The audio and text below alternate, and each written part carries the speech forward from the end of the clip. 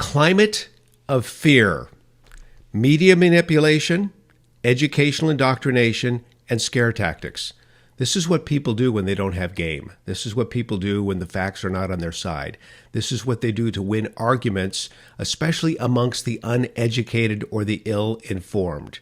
They go to these particular opportunities to scare people into submission. And so it is with the climate agenda at large.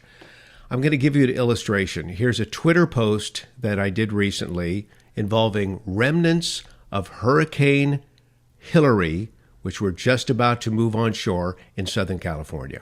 Trash talking and fear mongering, that's what people do when they don't have game. They talk about rain bombs. They talk about end of the world scenarios. They talk about hurricanes being unusual and supercharged. Friends, all of this is bunk. God bless your day. The truth will prevail. This is the game they play. Hi, everybody. Brian Sussman here in the Man Cave. It's the Brian Sussman Show. A little bit about me. I was a TV meteorologist for 20 years. After that, a radio talk show host in San Francisco for 20 years. I've written 2 books, Climategate, a veteran meteorologist exposes the global warming scam, and Eco-Tyranny, how the left's green agenda will dismantle America. Let's talk about those 3 things: media manipulation, educational indoctrination, and scaremongering, fear-mongering. We'll begin with media bias, media manipulation, because it is all over the place.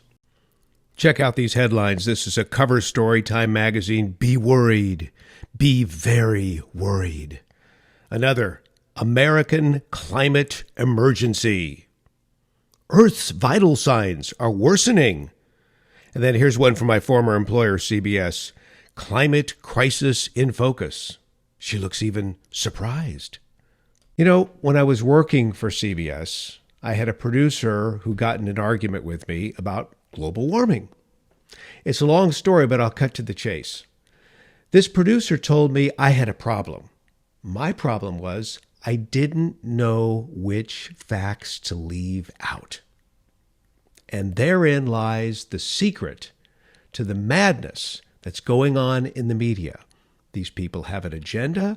They do not have a moral backbone, and therefore, they'll share with you a few little tidbits here and there that may be truthful, but they have an agenda to scare people into submission.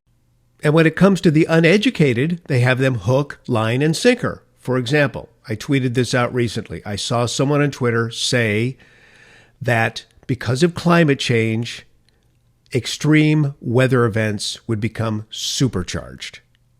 There is absolutely no scientific evidence to back that ridiculous statement up at all. I mean, take, for example, hurricanes. Yes, they can be deadly. They can be horrific. But hurricanes are a necessary component of the atmosphere. They transfer heat from the equator to other parts of the world.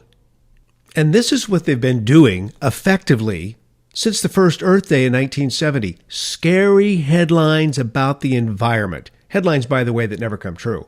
But take, for example, these. This is the co-founder of Earth Day, Dennis Hayes, writing in the magazine The Living Wilderness, 1970. It's already too late to avoid mass starvation. Here's another Earth Day co-founder, Senator from Wisconsin, Gaylord Nelson, in Look magazine, also April 1970. He says, in 25 years, somewhere between 75 and 80% of all the species of living animals will be extinct. Never happened, did it? Of course not. Someone named Seemingly Lisa over on Pinterest, I think, has this whole thing figured out. Here's her 7-day forecast. Notice Friday, hell, 666. Saturday, fire, 550. Sunday, ouch. Monday, hot. And then, of course, by the time you get to Wednesday, it looks like everything's dying. She has it dialed. Thank you, Lisa, for that comic relief. Now I want to talk to you about educational indoctrination. There's something called the Next Generation Science Standards. This is the same group that came out with the controversial Common Core educational standards. Here's what they say a middle school child should end up believing after going through the climate change program. Human activities, such as the release of greenhouse gases from the burning of fossil fuels, are major factors in the current rise in Earth's mean surface temperature, global warming. Game, set, match. There's no argument.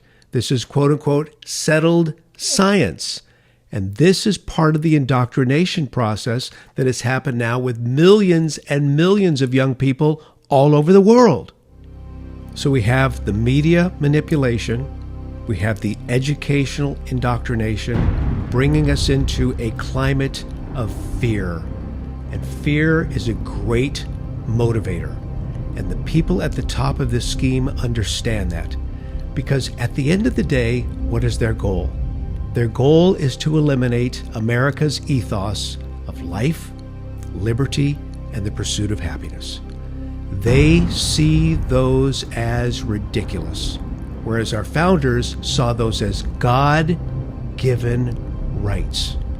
The climate agenda is driven by the progressive left, which privately boasts they have more in common with Marx than Madison. As if they're perfect, they pick at the moral flaws of American history as if those flaws exist today. Meanwhile, all of the good that America has brought into the world is minimalized or ignored altogether. Their attitude illustrates a broken moral compass, historical ignorance, and worst of all, ingratitude.